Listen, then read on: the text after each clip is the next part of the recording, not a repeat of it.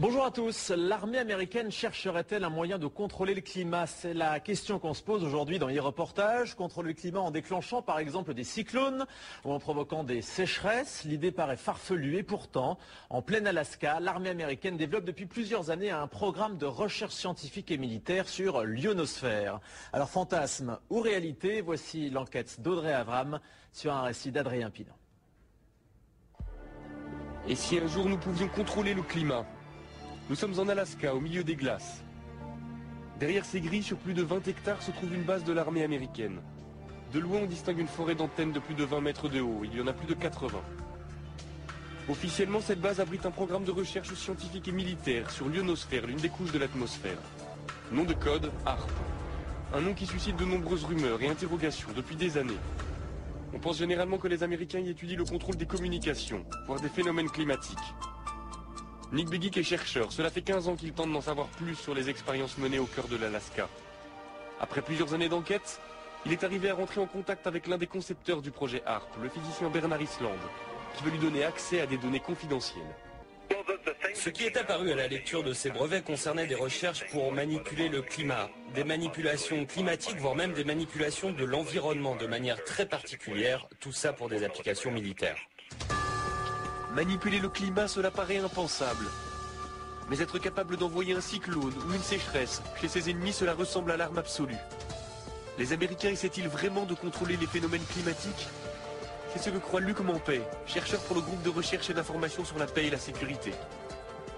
Je fais référence notamment à un rapport publié par l'US Air Force vers la fin des années 90 et qui s'appelait Air Force 2025, où très clairement l'US Air Force évoque là toutes les recherches qui devraient être faites à des fins militaires de manière à pouvoir avoir un certain impact sur les phénomènes météorologiques, de manière à pouvoir faciliter les opérations militaires amis et rendre plus compliquées les opérations militaires ennemies. Les Américains travailleraient sur la maîtrise du climat depuis les années 60. Il y a des premiers essais qui ont été faits au moment de la guerre du Vietnam, où là, effectivement, on a, par des procédés physico-chimiques, essayé de provoquer des intempéries, des averses extrêmement fortes. En 1967, en pleine guerre du Vietnam, les Américains se livrent à une expérience étonnante. Ils déversent une substance chimique au-dessus des nuages. Le but, faire en sorte que les pluies torrentielles de la mousson se propagent au Nord-Vietnam jusqu'aux bases de leurs adversaires. Le plus étonnant, c'est que cela a marché. Alors HAARP pourrait-il être la suite de ces premiers essais? Ce qui concerne les modifications environnementales et climatiques, c'est un enjeu militaire aux États-Unis depuis certainement 50 ans. Et cela implique des technologies, des procédés, des techniques très proches de ce qui est mis aujourd'hui en œuvre dans le cadre du programme HAARP. HAARP suscite l'inquiétude, au point qu'en 1997, le Parlement européen met sur pied une commission d'enquête sur la possibilité de manipuler le climat à des fins militaires. Très vite, les parlementaires font des découvertes alarmantes. Ils apprennent par exemple que HAARP émet un rayon qui chauffe et qui perturbe l'ionosphère, une couche de l'atmosphère chargée de nous protéger des rayonnements solaires. Ernest Gelscher, député européen, a participé à cette commission. Ce genre de projet, de planter des antennes et d'envoyer un signal dans l'ionosphère, tout d'abord c'est fait par les militaires.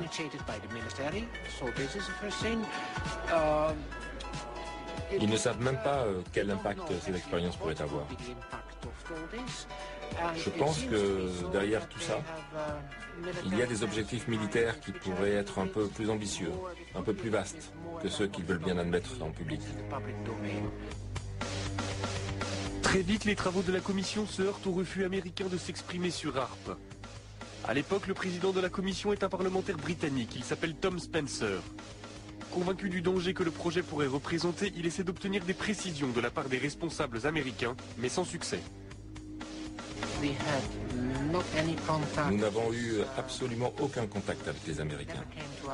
Ils ne sont jamais venus. Pendant les auditions, Tom Spencer lui-même leur a dit qu'ils seraient les bienvenus au Parlement européen. Pour rencontrer les députés européens, ils n'ont jamais répondu. Je crois qu'ils ont délibérément décidé de faire la sourde oreille, d'ignorer le sujet et de ne pas en parler. Un incident va vite calmer les ardeurs de Tom Spencer. En 1999, le président de la commission fait la une des journaux à scandale. Il a été interpellé par la douane à l'aéroport de Londres. En fouillant sa valise, les douaniers ont découvert une vidéo pornographique gay et quelques grammes de cannabis. La carrière politique du député est brisée, la commission déstabilisée. Nick Begich a gardé le contact avec l'ancien député.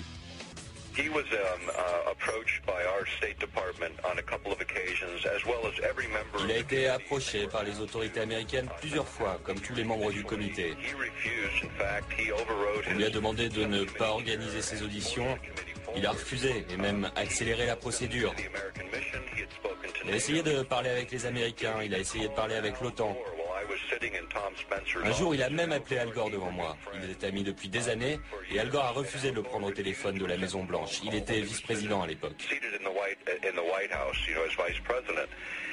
Ce qui s'est passé, c'est que tout le monde a dit à Spencer de rester en dehors de tout ça et il ne l'a pas fait. C'est regrettable car nous avons perdu un champion sur ce problème. Après la mise sur la touche de Tom Spencer, les investigations de la commission d'enquête cessent.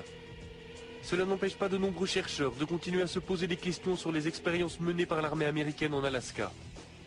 C'est le cas du physicien Jean-Jacques Berthelier. Son laboratoire est en contact direct avec Demeter, un satellite doté de nombreux instruments de mesure qui passe régulièrement au-dessus de la base américaine. Lorsqu'on passe au-dessus de Harp, on voit quelque chose qui n'a pas l'air, pour un profane, n'est pas très étonnant, mais on voit ici un signal à 1 méga, à peu près un petit peu plus de 1 méga, qui est une émission dont on sait que c'est émis par Harp. Donc, vous voyez bien que dans le milieu naturel, il n'y a pas ce genre d'émission.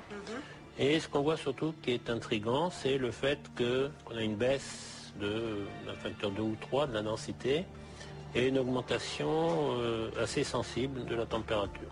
Ce qui montre que Harp arrive à modifier quand même assez profondément l'ionosphère. Ainsi, le projet HARP fonctionne et son rayon peut modifier l'ionosphère. Mais il n'y a pas de preuve formelle que l'objectif est de pouvoir manipuler le climat à des fins militaires.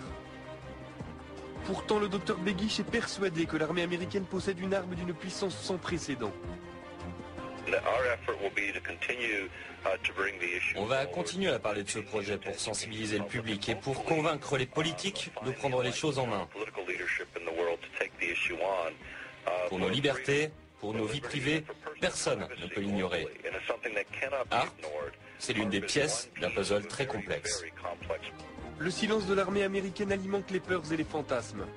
Personne ne sait si les militaires essaient effectivement de contrôler les phénomènes météorologiques. Mais il est certain que les expériences qui sont menées dans les neiges de l'Alaska perturbent le ciel au-dessus de nos têtes. Des expériences dont nous ne connaîtrons les conséquences que dans quelques années.